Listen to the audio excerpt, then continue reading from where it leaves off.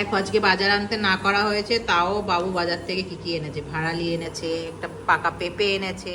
আর মা বসে বসে ছুলেই যেত আর আমরা খেয়েই যেতাম, ছুলেই যেত আর আমরা খেয়েই যেতাম, ছুলে ছুলে আমি জলে রাখতো। না না না, আমার মা বিরক্ত। মর্নিং ফ্রেন্ডস, ব্লগ উইথ সঞ্চিতাতে আপনাদের অনেক অনেক স্বাগত। আপনারা সবাই কেমন আছেন? আশা করছি সবাই খুব ভালো আছেন, আমিও খুব ভালো আছি। তো সকাল সকাল ঘুম থেকে উঠে আগে স্নানটা সেরে নিয়েছি, কারণ যা গরম পড়েছে, গরমে ভেপসে যাচ্ছি। ফ্যানের তলায় থেকেও গরম মানছে না, মনে হচ্ছে যেন আরও জোরে কিছু একটা ফ্রিজের ভেতর ঢুকে যেতে ইচ্ছা করছে। চলো, আমার মেয়ে করে নিয়ে এসছে চা, লিকার চা। চাটা খাই, খেতে খেতে তোমাদের সাথে একটু কথা বলি, তারপরে যাব রান্নার কাজে। আজকে নিরামিষ, আজকে শনিবার। রান্না করার ইচ্ছা আছে, একটা চাল কুমড়ো আছে ঘরে। চাল কুমড়োটা যদি চাল কুমড়ো ভাজা করে সর্ষে পোস্ত দিয়ে একরকম, ওটা করা যেতে পারে। তো তোমরা কে কি করছো এখন? নিশ্চয়ই আমার মতন মানে বেলা করে কেউ ঘুম থেকে ওঠো না, সবাই সকাল সকালই ওঠো। আমি একটু বেলা করেই ঘুম থেকে উঠেছি, রোজই এটা আমার ডিউটি, বেলা করে ঘুম থেকে ওঠা। চলো তাহলে এখনকার মতন টাটা, আবার পরে তোমাদের সাথে দেখা হবে। দেখো আজকে বাজার আনতে না করা হয়েছে, তাও বাবু বাজার থেকে কি কি এনেছে, ভাড়ালি এনেছে, একটা পাকা পেঁপে এনেছে, তালের শাঁস এনেছে, তরমুজ এনেছে, একটা বিজালা এঁচড় এনেছে, কারণ নিরামিষ খাবো তাই। আর এখানে এনেছে গাজর, গাজর, বিট, আমলকির রস খায় বাবু, তো সেই কারণে গাজরটা। তো আর এনেছে ডালের আমড়া। হাজার না করা সত্ত্বেও মানে বাজারে গেলে ওনার কি কি আনবো, আজকে কোনো দরকার নেই। আমার ফ্রিজে বাজার সব রয়েছে, এগুলো আরো নষ্ট হচ্ছে। চলো এবার রান্নার দিকে ঢোকা যাক। আমি ওদিকে রান্না বসিয়ে, মা এখানে পেঁপে কাটছিল, আমি তাই বসে বসে দেখছিলাম।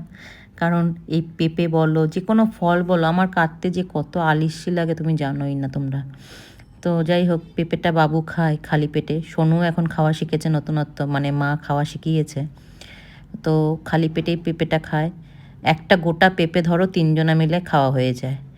তো যাই হোক, বসে বসে পেঁপে কাটছে আর অনেক গল্পই করছে, মার ছোটোবেলার গল্প, তো তোমরাও শুনতে পারবে। মা ছুলে দিত, বাবা নিয়ে আসতো অনেক পুরো পুরো তালের শাঁস, আর মা বসে বসে ছুলেই যেত আর আমরা খেয়েই যেতাম, ছুলেই যেত আর আমরা খেয়েই যেতাম, ছুলে ছুলে আমি জলে রাখতো। না না না, আমার মা বিরক্ত হতো না রে, অনেক কাজ করেছে আমার মা, কোনোদিন বিরক্ত হতে দেখিনি। এখন তো পারে না, না তাহলে খুব করেছে, খুব করেছে আমার মা। এত তালের শাঁস খেয়েছি ছোটবেলায়, আর আমি আবার ওই নরম গ্যাদ গ্যাদেগুলো পছন্দ করি না, আমি একটু শক্ত শক্তগুলোই, মানে খুব শক্ত না, অল্প শক্ত শক্ত হবে, এই যেমন এগুলো, এগুলো ভালো লাগে খেতে। আর এই যে গঙ্গা পুজো আসছে, দেখ সামনে মনে হয় গঙ্গা পুজো আছে, কবে রে? গঙ্গা পুজোতেও এরকম তালের শাঁস বাবা নিয়ে আসতো আর খেতাম।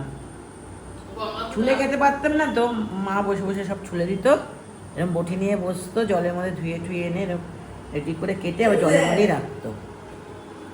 জলের মধ্যে রাখলেই এটা ভালো লাগে খেতে। আমি ফ্রিজের জিনিস খাওয়া বন্ধ কর, ওর ঠান্ডায় এই অবস্থা, ঠিক আছে? ও ছোটো থেকে কিন্তু ঠান্ডার ধাস, তুই ফ্রিজের জিনিস খাওয়া বন্ধ কর ওকে, ও সমানে ফ্রিজের জিনিস খায়।